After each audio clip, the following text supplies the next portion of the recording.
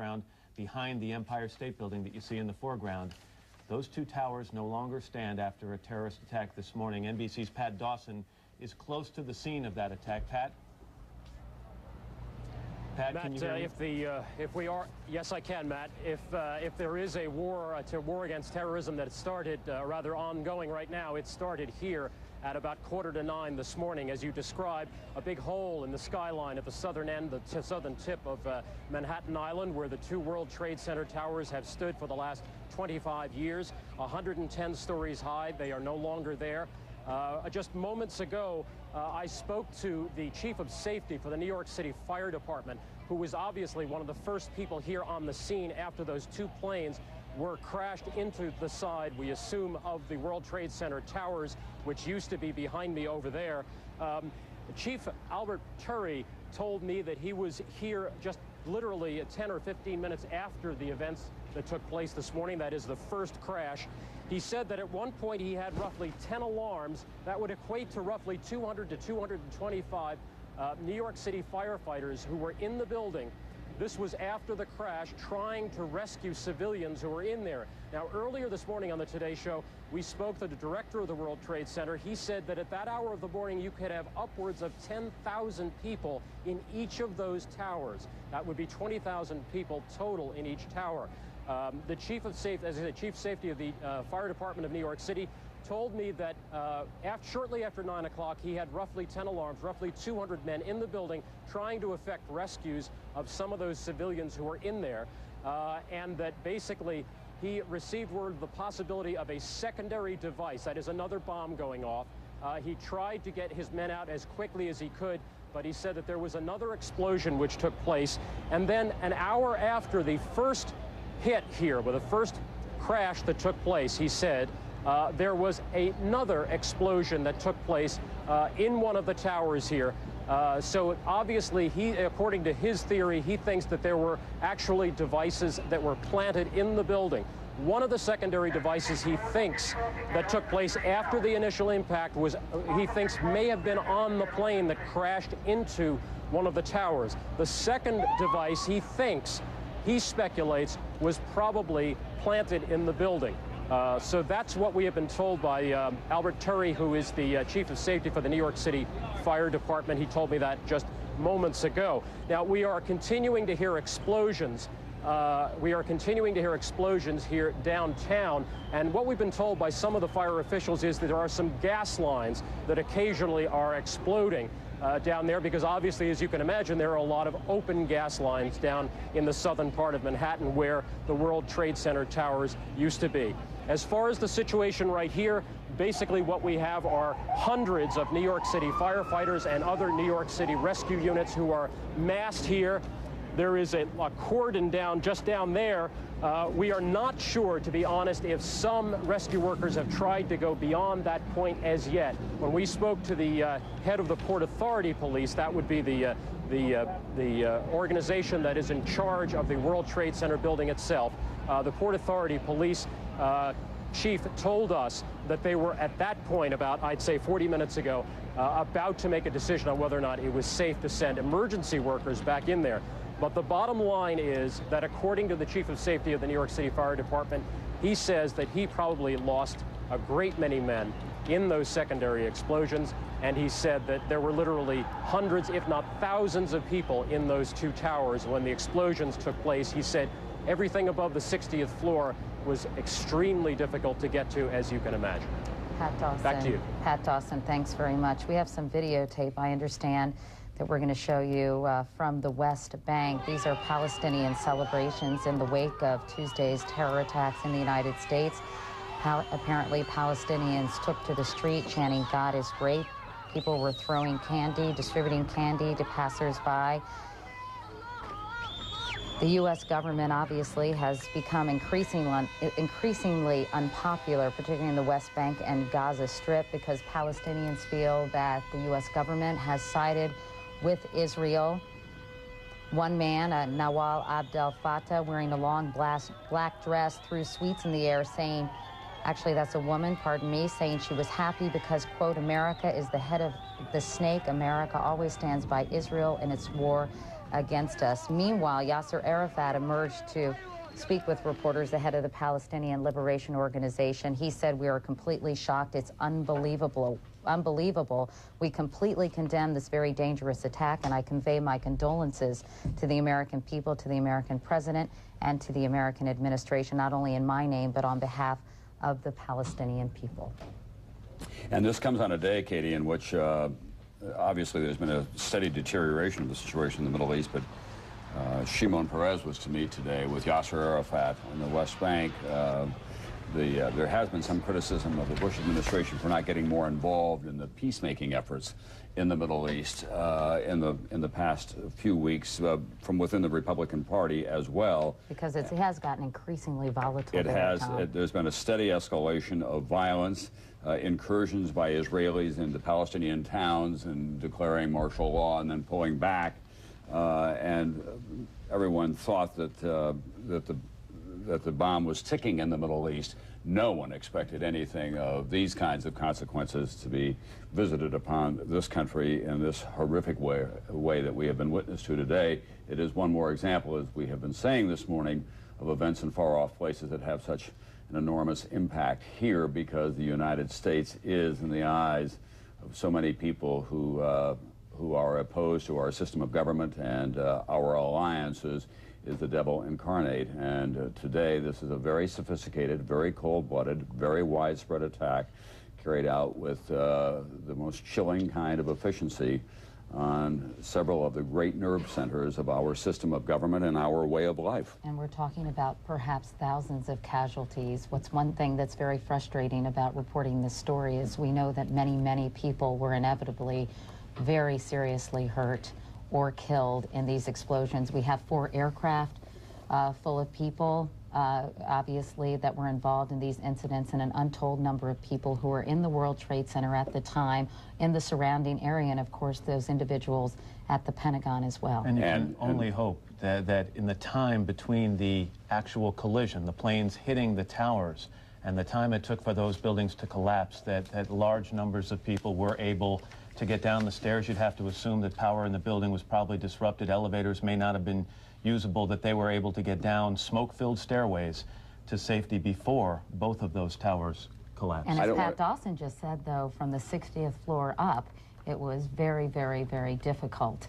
And there are 110 floors in the Twin Towers each in the World Trade Center.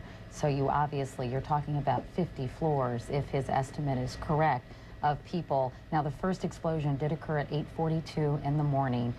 Some people might not have been at work yet, but many people here in New York, a workaholic town, get to work early, particularly those who are watching the markets, the overseas markets, and this is the financial center of the United States and, of course, of New York City as well. Yeah, we have hesitated to use specific numbers, but Mayor Giuliani is saying it's a horrendous number of lives lost, and it could be in the thousands. We want to go now to Ray Kelly, who's a former police commissioner here in New York City. Mr. Kelly, good morning to you. Good morning. Obviously, after the terrorist attack in 1993 on the World Trade Center, security was beefed up, but there's nothing that could have been done to prevent this kind of an attack, it seems. No, it appears that nothing could be done, and of course, events in 1993 pale in comparison to this. This is a horrific event. As the mayor said, it appears to be thousands of casualties. And New York City emergency services, I believe, are the best in the world. But something like this, of course, could overwhelm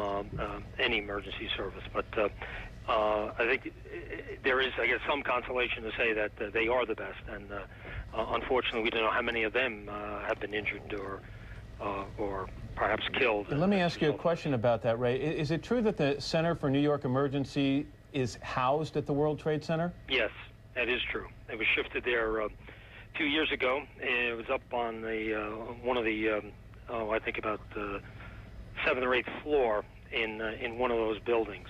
And again, in hindsight, perhaps that shouldn't have been done, but it was a state-of-the-art facility, no question about it. Well, tell me a little bit more about that facility, if you could, Ray. I mean, what specifically is it designed to do? It's designed to coordinate.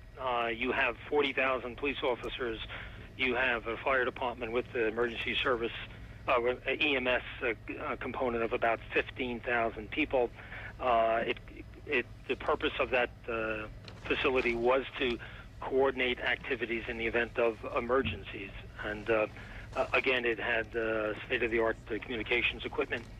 And it's something that it's just unfortunate as to where it was located. But there are temporary headquarters. New York City has several of them, and mobile temporary headquarters that I'm sure they're operating out of now. At the same time, it must be fairly chaotic without the use of that center to coordinate the efforts. Well, I guess everything is chaotic right now, but the emergency vehicles, I think New York City has a lot of major events, and they coordinate most of those events outside of that center. That center has kind of an oversight responsibility for a lot of the events. The coordination is done on the scene. So they practice doing that and Ray, on a I mean, regular basis. obviously the problem here is not only do police officers and law enforcement and rescue people have to respond to what's happened at the World Trade Center, but also a large number have to fan out to make sure that nothing occurs at other landmark buildings throughout the city. That's true, and of course services have to be provided throughout the city. The normal police and fire services, the rest of the city, 320 square miles, have to be covered by emergency services. So it is indeed a tremendous challenge. Ray, you've been in the middle of these kinds of episodes when you were the police commissioner in '93 during the attack. Your whole life has been dedicated to law enforcement and national security matters. But aren't you stunned by the magnitude of this attack and the complete surprise of it all? Yes, and the complexity of it. I think we've relied for years on the relative lack of sophistication on the part of terrorist organizations. We've been very lucky, no question about it. We've had fairly good intelligence information, but then again, we knew nothing about the World Trade Center bombing before it happened. We had terrorists cross into our borders just before the millennium, December 14th of 1999. You can't predict these things. I am surprised, again, at the level of coordination and sophistication of these attacks. Ray, what kind of game plan is in place? Obviously, following the bombing of the World Trade Center, officials really sat up and took notice and knew that this kind of attack, perhaps not of this magnitude, but another terrorist attack was possible. So what kind of game plan was put in place? Well, there's tremendous reliance on intelligence gathering. Certainly the FBI and CIA work more closely now than ever in communicating with each other and gathering information with the NSA. The FBI has set up counterterrorism task forces throughout the country. There's now, I believe, 23 of them. New York City was the first. And indeed, that was the entity that did the investigation of the World Trade Center bombing in 1993. There's a lot more awareness now than there was in 1993, quite frankly, but obviously didn't prevent a terrible tragedy like this. All right. Well, Ray Kelly, former New York Police Commissioner. Mr. Kelly, thanks very much for talking with us this morning. We're going to go now to Washington, to Campbell Brown, who is across the street from the White House, which, as we mentioned, has been evacuated. Campbell, what's the latest? Well, Katie, we're not actually sure at the moment if where exactly the president is right now. He was in Florida this morning. We understand that he was told about the situation while he was in a holding room at the Booker Elementary School, where he was scheduled to do a reading event. He was was informed by his National Security Advisor, Condoleezza Rice, by telephone while he was in that holding room of the first incident when the first plane crashed into the World Trade Center. He was actually reading to children when he heard about the second incident, and that was from Andy Card, his chief of staff, who whispered in the president's ear while he was reading to children. We are told by White House officials that he is planning to convene a national security meeting of all of his top advisors. We do know that National Security Advisor Condoleezza Rice and other key officials are now meeting in the Situation Room at the White House. As we mentioned, the rest of the White House has been evacuated. Only key personnel are allowed there. That meeting began about 9:39, we're told, this morning. Everyone else, again, evacuated. One of the questions, Katie, that we're asking right now, given that no one's been informed where the president is, and this is, of course, deliberate, is whether or not the White House will decide to put him on the so-called doomsday plane. This is a special plane designed for the president in the event of a nuclear attack, and it's far more sophisticated than Air Force One. It has the absolute most advanced. Maybe about 90 passengers on board this plane. Of course, we are waiting to hear more information about that. And as soon as something becomes available, we will definitely pass it along to you, David and Peggy. Okay, Rick, thank you very much. We're back as well on WPXI, coverage for you live here of the situation in Pittsburgh. Of course, you've been watching network coverage of the horrific situation in New York and in Washington, and this has touched Pittsburgh. There is the crash scene. This is near Shanksville, Stony Creek Township, Somerset County, Lambertsville Road. There you see the crater, and there you can see, Peggy, just the tiniest bits of white debris, and there's really nothing left of that plane. And the most chilling thing, Dave, is to hear of that 911 call that apparently came into a Westmoreland County 911 dispatcher from a passenger on that plane. That is chilling. Oh, to say repeatedly, it's not a hoax, it's not a hoax. Believe me when I say this plane has been hijacked. United Flight number 93 out of Newark headed towards San Francisco, crashing in Somerset County. And we can only assume, we don't know for sure, we can only assume that this is somehow all connected to what's been going on in New York and in Washington, in literally America under attack. Again, a live picture there, a picture from the scene of the plane crash in western Pennsylvania. So yes, indeed, what's been going on the east coast of this country has had some effect where we live here. Yeah, how unlikely to think that Pittsburgh would have a significant part in what happened this morning, which was so terribly troubling, and then it just escalated. It got worse. You know, when you thought it couldn't get worse, it would get worse. And that is what has left everyone so frightened. And today, as I was coming in for work, there was just an exodus from the city of Pittsburgh. The roads are clogged with people trying to get home to their families from downtown. It's really nothing like we've ever seen before here. I think that's safe to say. And again, just a quick update on the plane crash here in our area. It was United 757. We don't know how many people are on board.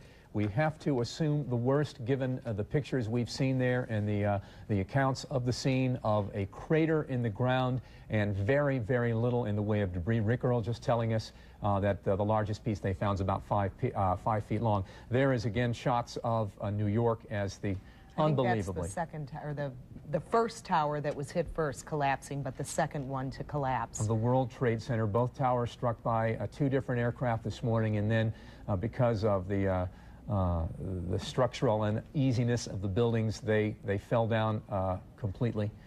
They're in downtown New York, lower Manhattan. You look at that shot, it looks like a war scene. It does. There's nothing else you can compare it to. Rick Earl is back on the line with us. Rick, go ahead. Yeah, Peggy, I understand you now have video of the scene. Again, that's that huge crater with debris scattered all over the area. I did speak just a short time ago to some more eyewitnesses. Apparently several people saw this plane go down. I just talked to one eyewitness who said he was working here. It's his second day on the job at a salvage yard here, and he heard the plane, and he looked up, and he thought it was flying rather low, and then he watched it as it continued along the horizon right in front of him, and he said all of a sudden the plane just took a dive and apparently went down at about a 45-degree angle. The nose hit first. He said there was a huge explosion. Then he said there was a huge ball of fire and smoke billowing up from the area. He said he immediately contacted some other of his workers who were in the area. They heard the explosion as well and saw the fire, and then all of them went running down to the scene to see what they could see if they could help. In fact, and he said by the time they got there, he said there was virtually nothing left of that plane. He said in fact, a couple of people have told us that the biggest piece of debris they found down there was in fact about 5 feet long, and that was it. Everything else just debris scattered throughout the area, and of course that huge crater. But like you said, Peggy, the most chilling thing of all is that 911 call that apparently came in from the passenger on the plane. When I was told that earlier today, it's just chilling, Peggy. I can't describe it in any other words. Yeah, it really is, Rick. Yeah. In an earlier report, you had mentioned that this was a strip mining area, and it's hard to really see too much. I see some woods around there, the crash site. Right. Maybe we can get another look at that. Were there any workers around there? I mean, are you aware of that? Yeah, David, this is a very rural, remote area, and if there's any good thing to come out of this is the fact that this was not very populated, and the plane went down in a very remote, wooded, rural area near the strip mine. Apparently it hit near the strip mine and then careened a little ways into the I guess when it hit with the nose and then actually flipped over into the wooded area, which is adjacent. The trees are adjacent to the strip mine.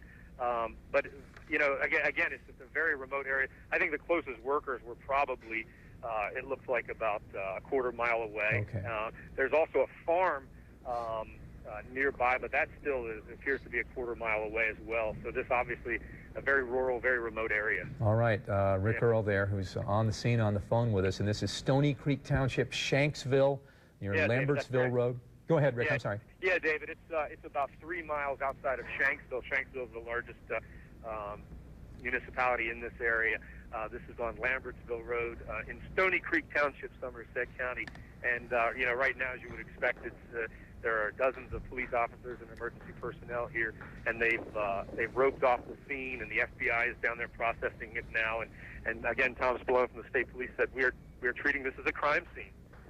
So, all right, thank you very much, Rick. We're going to go on now. As you know, the air traffic is at a standstill across the country, including at Pittsburgh International. In a little while, we are going to be talking to the spokesperson at Pittsburgh International. But right now, we want to take you to downtown Pittsburgh, where many people have been asked to leave their office buildings and go home. Some of those evacuations are mandatory, some just voluntary. We have Alan Jennings standing by downtown. Alan? Peggy, let me show you what's going on here right now. Behind me, this is the U.S. Courthouse building and the post office. Inside are the offices of the Pittsburgh FBI, the federal judges, and of course the post office. About an hour or so ago, they ordered the evacuation of the building of all employees. As soon as we can, there's a Port Authority truck in the way. I want to show you the security measures that they've taken here. This building is on red alert. There are federal marshals circling the building with assault weapons. The state police are here to help them out. You can see the Port Authority police car and the officer. They've got to make sure that only buses are using the busway today. A little bit earlier, and 1 block down the street, they evacuated the USX Tower. Let's go to that videotape to show you exactly what was going on there this morning. They made great efforts to get everybody out in a very orderly fashion. There was no panic, obviously, but hundreds of people to get out of that building. They did it as a precautionary measure because the USX Tower stands and looms over the city. It's a very large target, had that ever been the case, but there has been, let me say, there has been no report that it was a target. It was only a precautionary measure. Some of the people that were evacuated talked to us about how they felt about this whole situation. I felt kind of queasy in the stomach. I felt sick, you know. It's terrible. It's an atrocity. It's the most horrible thing that I've ever heard. It's just, it makes you feel uneasy as hell, to tell you the truth. I mean, you know, you don't think anything's going to happen, but you never think anything's happened to the World Trade Center either. You can see here at the intersection of Grant and Liberty, the officer directing traffic. People are still trying to get out of the city. We had a number of buildings and people evacuated. However, some of the other services, some of the private businesses are still working. People are still in their offices, but a number of people in the larger buildings were sent home. That's the situation here downtown. Live at the U.S. Courthouse, Alan Jennings, Channel 11 News. All right, Alan, thank you very much. And again, we're looking at the live pictures from the network above us there on your screen of still the plumes of smoke coming from the collapse of the 2 World Trade Center towers in downtown New York. And we're going to go ahead and see the video of the Trade Center collapse, if they can roll that for us. Unbelievable to watch. I mean, even in still form, it's unbelievable. Look at that explosion. That was that second explosion. There's that plane coming in. This is about 18 minutes after the first explosion, and watch.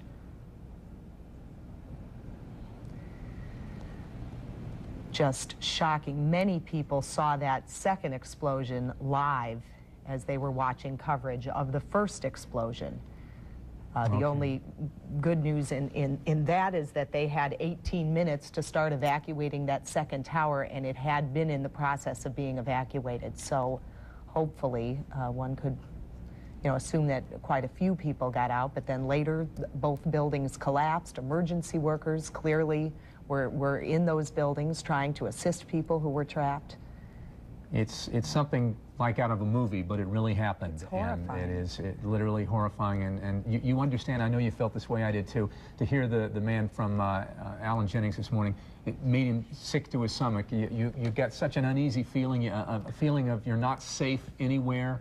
And, you know, we have news of what happened here in Pittsburgh with a plane crash here, and it's scary stuff, there's no question. And at some point we're going to have to, we're so busy dealing with what's continuing to unravel right now, but at some point we're going to have to talk about what do we tell our children. Exactly. Children are, some of them being let out of school, some of them will be coming home this afternoon, and this is pretty frightening stuff.